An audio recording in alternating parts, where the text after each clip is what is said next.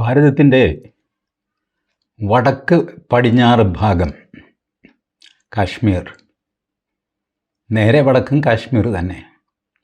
വടക്ക് പടിഞ്ഞാറ് കാശ്മീരിൻ്റെ ഒരു മൂന്നിലൊന്ന് ഭാഗം 1948 തന്നെ പാകിസ്ഥാൻ കീഴടക്കിയിരുന്നു. അത് ചരിത്രമാണ്. അത് നമ്മൾക്ക് ഒന്നും ചെയ്യാൻ പറ്റിയൊന്നുമില്ല. ചെയ്യാൻ പറ്റുമെങ്കിലും നമ്മൾ ചെയ്യുമായിരുന്നുമില്ല. കാരണം ജവഹർലാൽ നെഹ്റു അവർ കൊണ്ടുപോട്ടെ എന്നൊക്കെ പറഞ്ഞ് നിർത്തിയതാണ്. ഇതാണ് പാക് ഓക്കുപ്പൈഡ് കാശ്മീർ എന്ന് പറയുന്നത്. നമ്മൾ ഇന്ത്യയുടെ ഭൂപടത്തിൽ ഇതൊക്കെ എഴുതി വയ്ക്കുമെങ്കിലും ഈ സ്ഥലം നമ്മുടെ കയ്യിലില്ല. ഉള്ള കാര്യം ഞാൻ നിങ്ങളോട് പറയാമല്ലോ. ഈ ഇന്ത്യയുടെ ഭൂപടം വരയ്ക്കുമ്പോൾ അതിൻ്റെ ഏറ്റവും മുകളിൽ രണ്ട് വശത്തുമായിട്ട് ആനയുടെ മസ്തകം പോലെ രണ്ട് മുഴകൾ, അല്പം ഏങ്കോണിച്ചൊക്കെയുള്ളത് നിങ്ങൾ കണ്ടു കാണും. ഈ രണ്ട് മുഴകളും നമ്മളുടെ കയ്യിലല്ല. ഒരെണ്ണം വലതുവശത്തെ, അതായത് കിഴക്ക് വശത്തെ ചൈനയുടെ കയ്യിലും പടിഞ്ഞാറ് വശത്ത് പാകിസ്ഥാൻ്റെ കയ്യിലുമാണ്. പക്ഷേ ഭൂപടത്തിൽ നമ്മൾ നമ്മുടേതായിട്ട് ക്ലെയിം ചെയ്യും. അങ്ങനെ പടിഞ്ഞാറ് വശത്തുള്ള അഥവാ വടക്ക് പടിഞ്ഞാറുള്ള സ്ഥലമാണ് പാക് ഓക്കുപ്പൈഡ് കാശ്മീർ. ഈ പാക് ഓക്കുപ്പൈഡ് കാശ്മീരിൽ കഴിഞ്ഞ കുറേ ദിവസങ്ങളായിട്ട് വൻ കച്ചറ നടക്കുകയാണ്. ഭയങ്കര ബഹുജന പ്രക്ഷോഭം, ആടിപിടി, വെടിവെപ്പ്, അങ്ങോട്ടും ഇങ്ങോട്ടും പോലീസിനെ തല്ലുന്നു, പോലീസ് ഇവരെ തല്ലുന്നു, ആരെ തല്ലുന്നു എന്ന് തിരിച്ചറിവില്ലാതെ ആളുകൾ ചാകുന്നു, വൻ ബഹളം നടക്കുന്നു. അതിന് കാര്യം എന്താണെന്ന് ചോദിച്ചാൽ അവരെ വിളിക്കുന്നത് ആസാദ് കാശ്മീർ എന്നാണ്, സ്വതന്ത്ര കാശ്മീർ. അവർക്കിപ്പോൾ സ്വാതന്ത്ര്യം വേണം. അവരോട് വലിയ അന്യായം നടക്കുന്നു. പാകിസ്ഥാനിൽ അവർ പറയുന്നത് ചിലതൊക്കെ തമാശയാണ് കേട്ടോ. അവിടെ ഒരു അണക്കെട്ടുണ്ട്. ആ അണക്കെട്ടിൽ നിന്ന് പാകിസ്ഥാൻ വൈദ്യുതി ഉൽപ്പാദിപ്പിക്കുന്നു. അപ്പോൾ പാക് ഓക്കുപ്പൈഡ് കാശ്മീരിലെ ആൾക്കാരുടെ ചോദ്യം, ഞങ്ങളുടെ സ്ഥലത്തുള്ള അണക്കെട്ടിൽ നിന്ന് വൈദ്യുതി ഉൽപ്പാദിപ്പിക്കുമ്പോൾ ഞങ്ങളതിന് കാശ് തരുന്നത് എന്തിനാ? ഇതാണ് ന്യായം. നമ്മളിപ്പോൾ മലയാളികളെ കൂടെ ചോദിക്കുകയാണെന്ന് വെച്ചോ, നമ്മുടെ സ്ഥലമാണ് ഇടുക്കി, ചെറുതോണി, ഭൂതത്താൻകെട്ട്, ഇവിടെ നമുക്ക് ഒരുപാട് ഡാമുണ്ട്, അതിൽ നിന്നൊക്കെ വൈദ്യുതി ഉൽപ്പാദിപ്പിക്കുന്നുണ്ട്. ഇതൊക്കെ നമ്മുടെ സ്വത്താണ്, അതിന് നമ്മൾ കാശ് കൊടുക്കണമെന്ന് പിണറായി വിജയൻ പറഞ്ഞാൽ അതെന്ത് മര്യാദയാണ്? നമ്മുടെ അല്ലേ ഡാം. അപ്പോൾ ആ ഡാമിൽ നിന്നുണ്ടാകുന്ന വൈദ്യുതി നമ്മുടെ അല്ലേ? നമ്മളുടെ വൈദ്യുതിക്ക് നമ്മൾ തന്നെ കാശ് കൊടുക്കണമെന്ന് എവിടുത്തെ മര്യാദയുള്ളൂ? ഇതാണ് പാക് ഓക്കുപ്പൈഡ് കാശ്മീരിൻ്റെ ഒരു വാദം.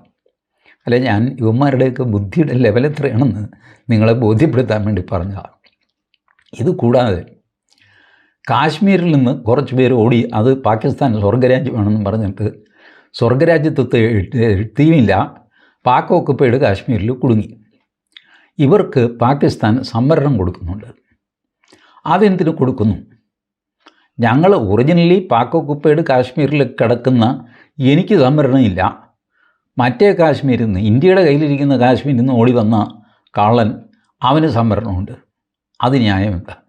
എനിക്കും തോന്നി അതൊരു ന്യായമല്ലേ. ആ ചോദ്യത്തിലൊരു ന്യായമുണ്ട്. ഇതുകൂടാതെ അവർക്ക് ഒരുപാട് സൗജന്യങ്ങൾ, സംഗതികളൊക്കെ വേണം. അവർക്ക് സ്വയംഭരണാവകാശം വേണം. ചുരുക്കി പറഞ്ഞ് സ്വാതന്ത്ര്യം വേണം. നമ്മുടെ ആൾക്കാരും ഇങ്ങനെയൊക്കെ ധരിച്ചിരുന്നു കേട്ടോ, സ്വാതന്ത്ര്യം എന്ന് പറഞ്ഞാൽ ഇങ്ങനെയാണ്, പിന്നെ കാശൊന്നും കൊടുക്കണ്ട എന്നൊക്കെ. നമുക്ക് സ്വാതന്ത്ര്യം കിട്ടിയില്ല 1947 ആഗസ്റ്റ് 15. ഓഗസ്റ്റ് 16 ഡൽഹിയിലെ ബസ്സിൽ കയറി കണ്ടക്ടർ ടിക്കറ്റ് ചോദിച്ചപ്പോൾ നാട്ടുകാർ ടിക്കറ്റ് എടുക്കില്ല. അതെന്തോളൂ ടിക്കറ്റ് എടുക്കണോ? ടിക്കറ്റ് എടുത്തപ്പോൾ സ്വാതന്ത്ര്യം കിട്ടിയില്ലേ? ഇനിയിപ്പോൾ ഇത് നമ്മുടെ അല്ലേ, നമ്മുടെ ബസ്സിൽ നമ്മളെന്തിനാണ് ടിക്കറ്റ് എടുക്കുന്നത്? ഇതായിരുന്നു ചോദ്യം. ഇപ്പോൾ വളരെ ബുദ്ധിമുട്ടിയ ആളുകളെ പറഞ്ഞു. കാരണം സ്വാതന്ത്ര്യത്തിന് ഓരോരുത്തരുടെ മനസ്സിൽ ഓരോ അർത്ഥമാണ്. നമ്മളുടെ ഇവിടെ തുണി അഴിച്ച് തുള്ളുന്നത് സ്വാതന്ത്ര്യമാണെന്ന് പറഞ്ഞ ആൾക്കാർ ബാധിക്കുന്നത് കേട്ടില്ലേ? മൗലികാവകാശമാണ് തുണി അഴിച്ച് തലയിൽ കെട്ടിക്കൊണ്ട് നടക്കുക. യാഥാർത്ഥ്യങ്ങളെ മറച്ചു വയ്ക്കാൻ പറ്റാഞ്ഞിട്ട് നഗ്നരായിട്ട് നടക്കുന്ന ആൾക്കാരുണ്ട്. പുള്ളിയുടെ ഒരു പ്രിൻസിപ്പിളാണ്, യാഥാർത്ഥ്യങ്ങളെ ഞാൻ മറച്ചു വയ്ക്കില്ല. ശരിയല്ലേ? യാഥാർത്ഥ്യങ്ങളെ മറച്ചു വയ്ക്കാൻ പാടില്ല. അതുകൊണ്ട് തുണിയില്ലാതെ നടക്കാൻ എനിക്ക് അവകാശമുണ്ട്. ഭരണഘടനയിൽ പറഞ്ഞിട്ട് ഒന്ന് പറഞ്ഞ് രണ്ടാമത്തതിന് ഇങ്ങനെ ഭരണഘടന എടുക്കുന്ന ആൾക്കാരെ ഞാൻ കണ്ടിട്ടില്ല ഇപ്പം. വേറെ ഒരു സംസ്ഥാനത്തുമില്ല കേട്ടോ. ബാക്കിയുള്ള സ്ഥലത്തൊക്കെ രാഹുൽ ഗാന്ധി കിണഞ്ഞ് പരിശ്രമിക്കുന്നുണ്ട്. പക്ഷേ അവിടുത്തുകാരും ഈ ഗ്രന്ഥം മേടിച്ച് വായിക്കാനൊന്നും അവർക്ക് കഴിയില്ല. നമുക്ക് ഈ വിദ്യാഭ്യാസം സാക്ഷരതയൊക്കെ വർദ്ധിച്ച് തലയ്ക്ക് വെളിവില്ലാതെ നിൽക്കുന്നതുകൊണ്ട് ഭരണഘടന തുരായാണ് ബുക്ക് സ്റ്റാളിൽ വിറ്റുപോകുന്നത്. ആളുകൾ ഭരണഘടനയും കക്ഷത്തി വെച്ചാണ് റോഡിൽ നടക്കുന്നത്. എന്തെങ്കിലും ചോദിച്ചാൽ അപ്പോൾ ഭരണഘടനയിലെ അനുച്ഛേദം എടുത്തിട്ട് വീശും.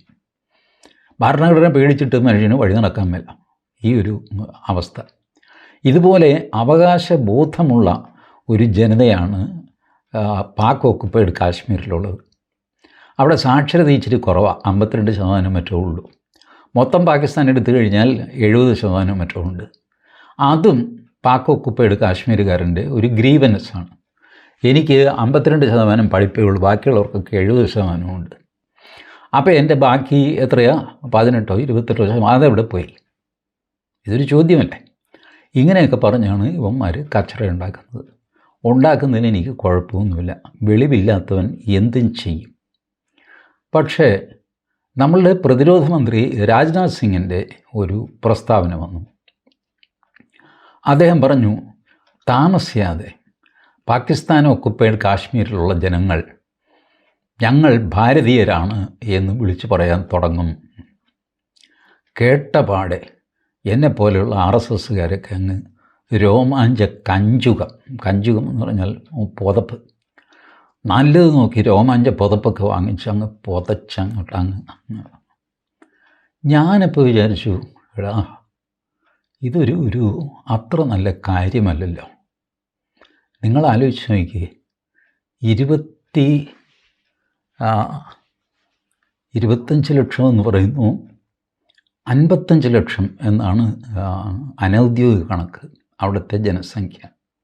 25.5 ലക്ഷം എന്ന് പറയുന്നവരുമുണ്ട്. എനിക്കത് കൃത്യമായിട്ട് ഇതിൽ നോക്കിയെടുക്കാൻ പറ്റിയില്ല ഇൻ്റർനെറ്റിൽ. നിങ്ങൾ ആരെങ്കിലും സൗകര്യമുള്ള പോലെ ഒന്ന് നോക്കിക്കോ. ഇപ്പോൾ ഈ കണ്ടമാനം വിവരങ്ങൾ കിട്ടിക്കഴിയുമ്പോഴല്ലോ മനുഷ്യന് തലയ്ക്ക് ഭ്രാന്താകുകയാണ്.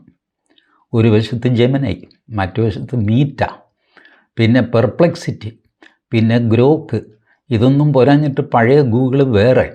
ഇങ്ങനെയൊക്കെയായി വിവരം അങ്ങ് വന്ന് ചാടിയിട്ട് തെക്കും വടക്ക് പരസ്പര ബന്ധമില്ലാത്ത വിവരങ്ങളാണ് ഇവരൊക്കെ തരുന്നത്. എന്ത് വാങ്ങിക്കോട്ടെ, 55 ലക്ഷം 5.5 മില്യൺ എന്ന് ഗ്രോക്ക് പറയുന്നു. അത് നമുക്ക് മുഖവിലേക്ക് എടുക്കാം.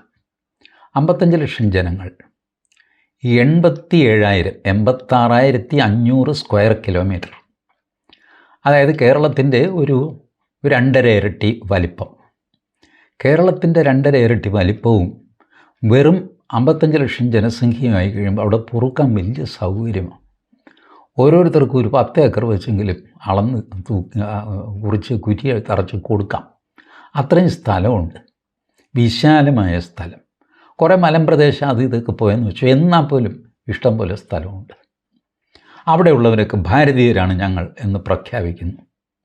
നമ്മൾ പാകിസ്ഥാൻ ഒക്കുപ്പൈഡ് കാശ്മീർ പൂവിറുക്കുന്ന ലാഘവത്തോടുകൂടെ ഇരുത്ത് ഭാരതത്തിൻ്റെ കൂടെ ചേർക്കുന്നു. ഈ സീൻ ഞാൻ ആലോചിച്ച് നോക്കിയപ്പോൾ എനിക്ക് ഈ പറഞ്ഞ വലിയ രോമാഞ്ചമൊന്നും വന്നില്ല. ഞാനും ഒരു കൊച്ചു RSSകാരനാണ്, പക്ഷേ രോമാഞ്ചം വന്നില്ല. കാരണം 55 ലക്ഷം മുസ്ലിങ്ങളെ താങ്ങാനുള്ള കരുത്ത് ഇപ്പോൾ ഭാരതത്തിനുണ്ട് എന്ന് ഞാൻ കരുതുന്നില്ല. ഇവിടെ ഉള്ളതിനെ മേയ്ക്കാൻ തന്നെ പറ്റുന്നില്ല. ഐ ലവ് മുഹമ്മദ് എന്നൊക്കെ പറഞ്ഞിട്ട് വഴിയിൽ കച്ചറയാണ്. ഇതിൻ്റെ കൂടെ ഒരു 55 ലക്ഷം പേര് വന്നു എന്ന് വെച്ചോ, അവർക്ക് ആദ്യം റേഷൻ കാർഡ് കൊടുക്കണം, ആധാർ കാർഡ് കൊടുക്കണം. ഇവർ നേരെ വരുന്നത് കാശ്മീരിൽ ഇവർ താമസിക്കുകയില്ല, ജമ്മുവിൽ വരും. ജമ്മുവിൽ അവശേഷിച്ചിരിക്കുന്ന ഹിന്ദുവിൻ്റെ അടിവയറ്റത്ത് ചവിട്ടി അവനെ വീട്ടിൽ നിന്ന് പുറത്താക്കിയിട്ട് അവിടെ കയറി താമസിക്കും.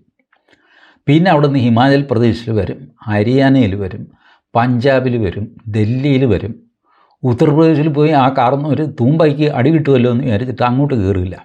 ഇപ്പോൾ അവിടെ അധികമൊന്നും ആരും കയറാറൊന്നുമില്ല കേട്ടോ. ഇന്നും അവിടെ ബുൾഡോസറിട്ട് കിളച്ചുകൊണ്ടിരിക്കുകയാണ് പുള്ളി, ഐ ലവ് മുഹമ്മദുകാരനെയൊക്കെ. അതുകൊണ്ട് അങ്ങോട്ട് അധികം അടുക്കില്ല, പക്ഷേ ഇങ്ങോട്ട് വരും.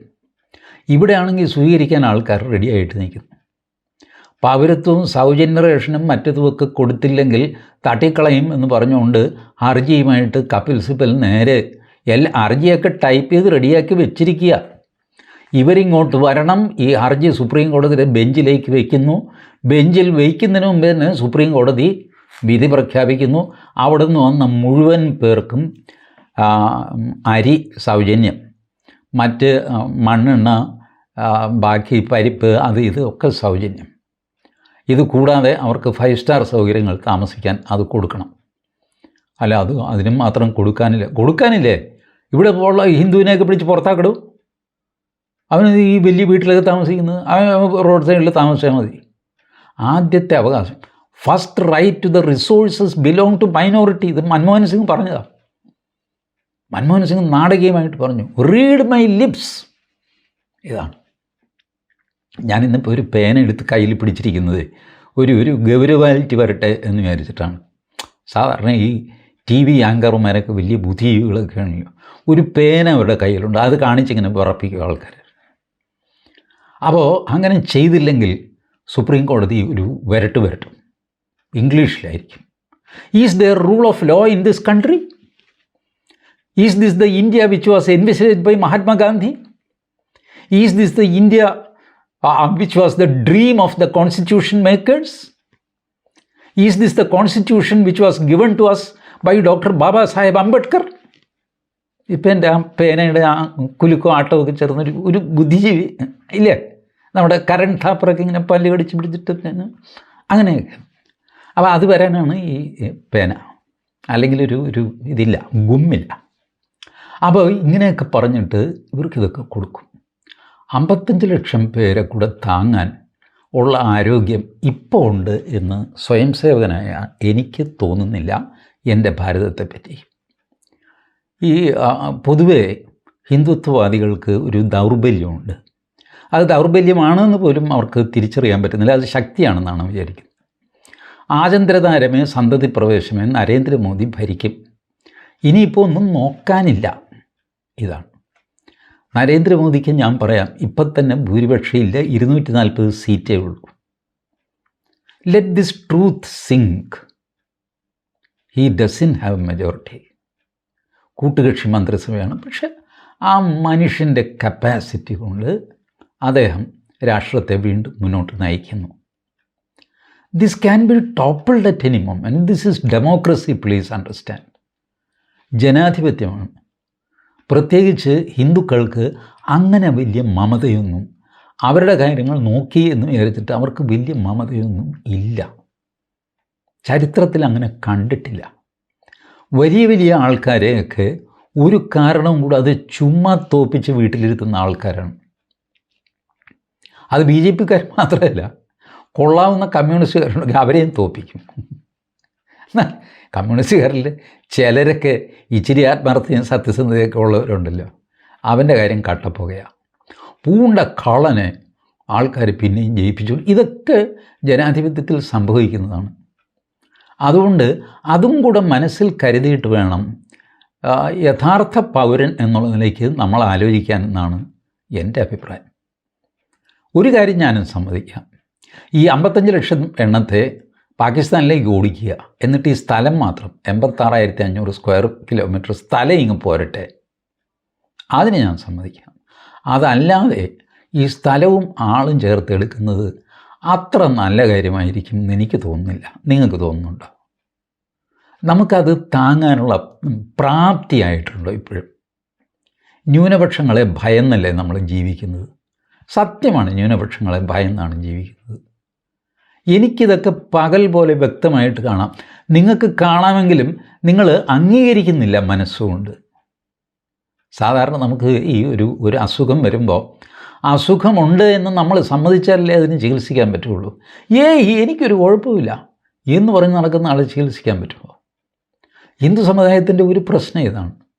നമ്പർ 2, ഹിന്ദു സമുദായം വിചാരിക്കുന്നത് നരേന്ദ്രമോദിക്കോ അദ്ദേഹത്തിൻ്റെ വകയിൽ മത്സരിക്കുന്ന ഏതെങ്കിലും സ്ഥാനാർത്ഥിക്കോ ഒരു വോട്ട് കൊടുത്താൽ എൻ്റെ ജോലി കഴിഞ്ഞു, പിന്നെ അവരായി അവരുടെ പാടായി നടക്കുന്ന കാര്യമാണ്.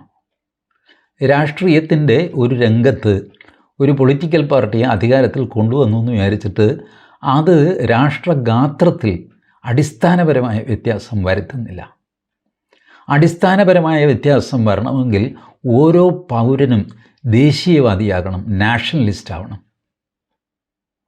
കാശ്മീരിൽ മുള്ള് തറച്ചാൽ കന്യാകുമാരിയിൽ വേദനിക്കണം. അപ്പോഴേ നിങ്ങൾ നാഷണലിസ്റ്റ് ആവുള്ളൂ. അങ്ങനെയുള്ള ജനതയ്ക്ക് സുശക്തമായ ഒരു രാഷ്ട്രം കെട്ടിപ്പടുക്കാൻ സാധ്യമുള്ളൂ. അങ്ങനത്തെ ഒരു ജനത ഉണ്ടായി വരുന്നുണ്ട്, ഇല്ലെന്ന് ഞാൻ പറയുന്നില്ല. അങ്ങനത്തെ ഒരു ജനതയെ ഉണ്ടാക്കാനായിട്ടുള്ള ശ്രമവുമായിട്ടാണ് 1925 RSS തുടങ്ങിയത്. വർഷം 100ആയി. എന്നിട്ട് എത്തിയില്ല എന്ന് തന്നെയാണ് എൻ്റെ അഭിപ്രായം. അതൊരു പരാജയപ്പെട്ടവൻ്റെ കരച്ചിലല്ല, യാഥാർത്ഥ്യബോധമുള്ളവൻ്റെ കാഴ്ചപ്പാടാണ്. നമ്മൾ ഒരു തെരഞ്ഞെടുപ്പിൽ ജയിച്ചതുകൊണ്ടോ 2 തെരഞ്ഞെടുപ്പിൽ ജയിച്ചതുകൊണ്ടോ 10 മന്ത്രിമാർ ഡൽഹിയിലിരുന്ന് ഭരിക്കുന്നതുകൊണ്ടോ മതിമറന്നു പോകരുത്. രാഷ്ട്രഗാത്രത്തിന് മുറിവേൽക്കുമ്പോൾ നിലവിളിക്കുന്നവൻ, മുൻപേ പറക്കുന്ന പക്ഷി, ഇവനാണ് ദേശീയവാദി, അവനാണ് നാഷണലിസ്റ്റ്. ആ കൂട്ടത്തിൽ ഞാൻ ഒരു എളിയ പ്രവർത്തകനാണ് എന്ന് അഭിമാനിക്കുന്നു. തീരെ ചെറിയവനാണ്. ഈ വാചകമടിയല്ലാതെ വേറൊന്നും ചെയ്യാത്തവനുമാണ്. ചെയ്യാവുന്ന എൻ്റെ ആക്റ്റീവ് ഏജ് കഴിഞ്ഞു. ആക്റ്റീവായിരുന്നപ്പോൾ ഒരുപാടൊക്കെ ഗുസ്തി പിടിക്കാനൊക്കെ ഇറങ്ങുമായിരുന്നു. ഇപ്പോൾ അതിനുള്ള ഒരു ഇതില്ല. പക്ഷേ എന്നാൽ പോലും വളരെ ചെറിയ രീതിയിൽ ഒരു നാഷണലിസ്റ്റാണ് ഞാൻ. അതുകൊണ്ട് ഈ കാഴ്ചപ്പാടിൽ നിന്ന് ഇത് എനിക്ക് കിട്ടിയത്, ഈ കാഴ്ചപ്പാടും എനിക്ക് തന്നത് RSS തന്നെയാണ്. അതുകൊണ്ട് യഥാർത്ഥ RSSകാരൻ ഈ വക പടക്കങ്ങളിൽ പാക് ഒക്കുപ്പൈഡ് കാശ്മീർ ഇപ്പോൾ പിടിച്ചെടുക്കുന്നൊക്കെ പറഞ്ഞ് പോയിൻ്റ് സ്കോർ ചെയ്യുക. അന്താരാഷ്ട്ര തലത്തിൽ നിങ്ങൾ നോക്കൂ. ഇപ്പോൾ ഗാസയിലെ ജനങ്ങളെ അവിടുന്ന് വേണമെങ്കിൽ അവിടെ താമസിച്ചോ, അല്ലെങ്കിൽ വേറെ എവിടെയെങ്കിലും പോകണമെങ്കിൽ പൊക്കോ. ഇതൊക്കെയാണ് ട്രംപിൻ്റെ 20 പോയിൻ്റ് പ്രോഗ്രാം. അതേപ്പറ്റി ഞാൻ നാളെയോ മറ്റോ വീഡിയോ ചെയ്യാം. അതിലൊരു കാര്യം, കഴിഞ്ഞ മാസം തന്നെ, ഇപ്പോഴല്ല, കഴിഞ്ഞ മാസം തന്നെ ട്രംപിനോട് പത്രക്കാർ ചോദിച്ചു, അല്ല ഗാസയിലെ ആൾക്കാരെ എന്ത് ചെയ്യാൻ പോകുന്നു ചേട്ടാ? പുള്ളി പറഞ്ഞു, വിടാ, അവിടെ അയൽവക്കത്ത് ഈജിപ്റ്റുണ്ട്, ജോർഡാനുണ്ട്, അവരൊക്കെ സഹായിക്കുമെന്നാണ് എൻ്റെ വിശ്വാസം. എന്ന് വെച്ചാൽ ഈ ഗസയിലെ കക്ഷികളെ ഈജിപ്തിലും ജോർഡാനിലും താമസിപ്പിക്കുക. അവിടെ സ്ഥലമൊക്കെ ഉണ്ട്, വലിയ മരുഭൂമിയല്ലേ. ജോർഡാനിലൊക്കെ ഇഷ്ടം പോലെ സ്ഥലം കിടപ്പുണ്ട്. അവിടെ കൊണ്ടുപോയി ഇവരെ താമസിപ്പിക്കുക. പക്ഷേ ജോർഡാൻ രാജാവ് നേരത്തെ തന്നെ പറഞ്ഞിട്ടുണ്ട്, ഈ ജന്തുവിനെ എൻ്റെ വേലിക്കകത്ത് കയറ്റി എൻ്റെ സ്വഭാവം മാറും, പറഞ്ഞേക്കാം. അല്ലേ ചേട്ടാ, പാലസ്തീൻ ഗസ എന്ത് തേങ്ങാക്കൊലയാണെങ്കിലും ശരി, എന്തെങ്കിലും കഞ്ഞിയോ വെള്ളമോ വേണമെങ്കിൽ അവിടെ വേലിക്ക് പുറത്ത് നിൽക്കി, ഞാൻ അപ്പുറത്ത് എത്തിച്ചു തരാം. ഇതിനകത്തേക്ക് വരരുത്, വന്നാൽ ഞാൻ കാല് പെട്ടിക്കളയും. ഇത് ജോർദാൻ രാജാവ് നേരത്തെ പറഞ്ഞിട്ടുണ്ട്. ഈജിപ്തുകാരും ഇത് തന്നെയാണ്. അല്ലെ, ഇവരൊക്കെ വിചാരിച്ചു കഴിഞ്ഞാൽ പണ്ടേ പാലസ്തീൻ കൊടുത്ത് തീർക്കരുതോ? ഇല്ലേ? ഇസ്രായേൽ ഇപ്പോഴല്ലേ ഇത്രയും വലുതായത്? 1948 തന്നെ ഈ കിഴങ്ങന്മാർക്ക് പാലസ്തീൻ കിട്ടിപ്പോയാന്. അപ്പോൾ അവർക്ക് വേണ്ട. പിന്നെ 1967 ഇസ്രായേലിനെ നശിപ്പിക്കുമെന്ന് പറഞ്ഞ് എല്ലാവരും കൂടെ വൻ ബഹളം വെച്ചു. ഒടുവിൽ ഇസ്രായേൽ കുറച്ചുകൂടെ വീർത്തു, കുറേ കൂടെ സ്ഥലം അവർ പിടിച്ചെടുത്തു. ഈജിപ്തിനും അറിയാം ഈ കക്ഷികളെ ഇതിനകത്ത് കയറ്റിക്കഴിഞ്ഞാൽ വലിയ പ്രശ്നമാകും. ഈജിപ്ത് ഇപ്പം മനസമാധാനമായിട്ട് ജീവിച്ചു പോവുകയാണ്. ഈ ഗാസയിൽ നിന്ന് അഭയാർത്ഥി എന്നൊക്കെ പറഞ്ഞിട്ട് ആൾക്കാർ വന്നു കഴിഞ്ഞാൽ അവസാനം മണ്ണും ചാരി നിന്നവൻ പെണ്ണും കൊണ്ടുപോകും. അപ്പോൾ ട്രംപ് എന്ത് ചെയ്യും? പാകിസ്ഥാൻ ഒക്കുപ്പൈഡ് കാശ്മീരിൽ ഒരു 10 ലക്ഷം പേരെ അവിടെ താമസിപ്പിക്കാം. അല്ലെ, എങ്ങനെ കൊണ്ടുപോകാനൊന്നുമില്ല. 4 അടി കൊടുത്തു കഴിഞ്ഞാൽ ഇതിലെ കൂടെയൊക്കെ കടലുമൊക്കെ നീന്തി ചാടി ഓടി പ്രാണം കിട്ടണ്ടേ? ഇവനങ്ങ് പൊക്കോളും. ഇങ്ങനെ ഒരു ഡിസൈൻ വന്നുകൂടായികയില്ല. കപ്പൽ കയറ്റിയിട്ട് നേരെ പാകിസ്ഥാൻ്റെ കറാച്ചി പോർട്ടിൽ ഇറക്കിയിട്ട് അവിടെ നിന്ന് ട്രെയിൻ മാർഗം പാകിസ്ഥാൻ ഒക്കുപ്പൈഡ് കാശ്മീരിൽ കൊണ്ടുവന്ന് ഇറക്കി വിടുക. അവർക്കും വലിയ സന്തോഷമാകും കേട്ടോ. ഗാസക്കാർക്ക് സന്തോഷമാകും. കാരണം ഗാസക്കാർ വരുമ്പോൾ അതിൻ്റെ കൂടെ ഹമാസും വരുമല്ലോ. ഹമാസിന് ഇവിടെ വന്നിട്ട് POK ഇന്ത്യൻ ടെറിട്ടറി ആയിട്ട് പ്രഖ്യാപിച്ചു കഴിഞ്ഞാൽ പിന്നെ ഹമാസുകാരൻ ഇന്ത്യക്കാരനായി. അവൻ നമ്മുടെ നെഞ്ചത്തേക്ക് കയറും. ന്യൂനപക്ഷ സംരക്ഷണം എന്താന്ന് പറഞ്ഞുകൊണ്ട് നമ്മൾ കൊടുക്കണ്ടേ? ന്യൂനപക്ഷ സംരക്ഷണം കൊടുക്കാതിരിക്കാൻ പറ്റുമല്ലോ. അല്ലെങ്കിൽ സുപ്രീം കോടതി നമ്മുടെ കഴുത്തി എത്തിക്കറയും. സർ തൻസെ ജുദാ. ഇതാണ്. അപ്പോൾ നമ്മുടെ വീടും കുടിയും സംഗതിയെല്ലാം കൂടെ ഗാസയിൽ നിന്ന് പാകിസ്ഥാൻ വഴി POK വഴി ഡൽഹി വഴി കേരളത്തിലെത്തിയവന് കൊടുക്കേണ്ട ഗതികേടാകും. കേരളത്തിൽ ഇവരെ സ്വാഗതം ചെയ്യാനായിട്ട് കമ്മിറ്റി ഉണ്ടാകും. സ്വാഗത സംഘം, മന്ത്രി MP രാജേഷ് ചെയർമാനായിട്ട്, VN വാസവൻ ചെയർമാനായിട്ട്, ഇതൊക്കെ ഉണ്ടാവും. അപ്പം ഈ രീതിയിൽ സംഗതി കൈവിട്ടു പോകുന്നുള്ളതാണ് എൻ്റെ പേടി. അപ്പോൾ ഇതൊക്കെ അനാവശ്യമായ ആങ്സൈറ്റിയാണ്. നമ്മൾ ഇന്ത്യ 4ാമത്തെ സാമ്പത്തിക ശക്തിയാണ്, രണ്ടാമത്തെയോ 3ാമത്തെയോ സൈനിക ശക്തിയാണ്, ഇന്ത്യ പുരോഗതിയിലേക്ക് കുതിച്ചുകൊണ്ടിരിക്കുകയാണ്, ഇതൊക്കെയാണെങ്കിലും ഇസ്ലാമിനെ നേരിടുന്നതിൽ എത്രാം സ്ഥാനമാണ് ഇന്ത്യക്ക്? വലിയ സ്ഥാനമൊന്നും ഉണ്ടെന്ന് ഞാൻ കരുതുന്നില്ല. അതുകൊണ്ട് ഞാൻ പറയുന്നത് ഈ 55 ലക്ഷം പണ്ടാരക്കെട്ടിനെ എടുത്ത് തലയിൽ വയ്ക്കാതിരിക്കുക. രാജ്നാഥ് സിംഗ് നല്ലൊരു മനുഷ്യനാണ്, തങ്കപ്പെട്ട മനുഷ്യനാണ്. ഇദ്ദേഹം ഉത്തർപ്രദേശിൽ വിദ്യാഭ്യാസ മന്ത്രിയായി ആദ്യം, അതാണ് അദ്ദേഹം വഹിക്കുന്ന ഒരു മന്ത്രിസ്ഥാനം ആദ്യമായിട്ട്. That was in 1989 or so. Kalyan സിംഗിൻ്റെ മന്ത്രിസഭയിൽ വിദ്യാഭ്യാസ മന്ത്രിയായിരുന്നു രാജ്നാഥ് സിംഗ്.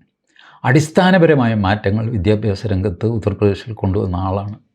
ആദിപ്രഗത്ഭനാണ്, സൗമ്യനാണ്. ചിരിച്ചുകൊണ്ടല്ലാതെ നിങ്ങൾക്ക് രാജ്നാഥ് സിംഗ് സംസാരിക്കുകയോ പെരുമാറുകയോ ചെയ്യുന്നത് കാണാൻ സാധ്യമല്ല. പാർലമെൻറ്റിൽ വെറുതെ ഇരിക്കുമ്പോൾ പോലും അദ്ദേഹത്തിൻ്റെ മുഖത്ത് ഗൗരവമായിരിക്കില്ല, ചെറിയൊരു ചിരിയായിരിക്കും. ശ്രദ്ധിച്ചിട്ടുണ്ടോ? പാർലമെൻറ്റിൽ രാജ്നാഥ് സിംഗ് പ്രസംഗിക്കുമ്പോൾ കൂവലും അലമ്പൊന്നും ഉണ്ടാവില്ല. കോൺഗ്രസ്സുകാർക്ക് TMCക്കൊക്കെ ഒരു റെസ്പെക്റ്റാണ് രാജ്നാഥ് സിംഗിനോട്. കാരണം എന്തെല്ലാം അലമ്പുണ്ടായിക്കഴിഞ്ഞാലും ഇദ്ദേഹം ജെൻറ്റിൽമാനാണ്. ഭയങ്കര കൂവുകയും വഴക്കുണ്ടാക്കുകയും ചെയ്യും. This is Rajnath Singh. But ഈ കമൻറ്റ് എന്നെ ആശങ്കപ്പെടുത്തി, അത് തുറന്ന് പറയണമല്ലോ. ഒരു ഗ്രാൻഡ് ഡിസൈൻ ഭാരതത്തിനുണ്ടോ? പാക് ഒക്കുപ്പൈഡ് കാശ്മീരും ഒക്കെ ചേർത്തിട്ട് നമ്മളെങ്ങനെ, പണ്ട് നമ്മളൊരു ബംഗ്ലാദേശ് ഉണ്ടാക്കി കൊടുത്ത് അതിപ്പോൾ ആട്ടുകല്ല് കഴുത്തിൽ തൂക്കിയ പോലെ ആയില്ലേ. ഇറക്കി വയ്ക്കാനും മേല, കൊണ്ട് നടക്കാനും മേല. നമ്മൾ അവർക്ക് സ്വാതന്ത്ര്യം കൊടുത്ത് അവരും നമ്മുടെ സഹോദരന്മാരെ പോലെ ഏകോദര സഹോദരന്മാർ എന്നൊക്കെ പറഞ്ഞ് തുടങ്ങിയതാണ് ബംഗ്ലാദേശ്. 4 ദിവസം കഴിഞ്ഞപ്പോൾ ആ മുജീബുർ റഹ്മാനെ പറവറന്ന് വെടിവെച്ച് തീർത്തിട്ട് വേറെ പട്ടാളക്കാരൻ അധികാരത്തിൽ വന്ന് പിന്നെ പറയേണ്ട സാധനം ഇപ്പോൾ ഈ പറഞ്ഞ പോലെ ആയി. ഇതുപോലെ ഒരു പാക് ഒക്കുപ്പൈഡ് കാശ്മീർ നമുക്ക് വേണോ എന്ന് ഒന്ന് സമാധാനമായിട്ട് ചിന്തിക്കുന്നത് നന്നായിരിക്കും. തൽക്കാലം അത് വേണ്ട, അതിനുള്ള ആരോഗ്യം തൽക്കാലം നമുക്കില്ല എന്ന് ഞാൻ കരുതുന്നു. Thank you.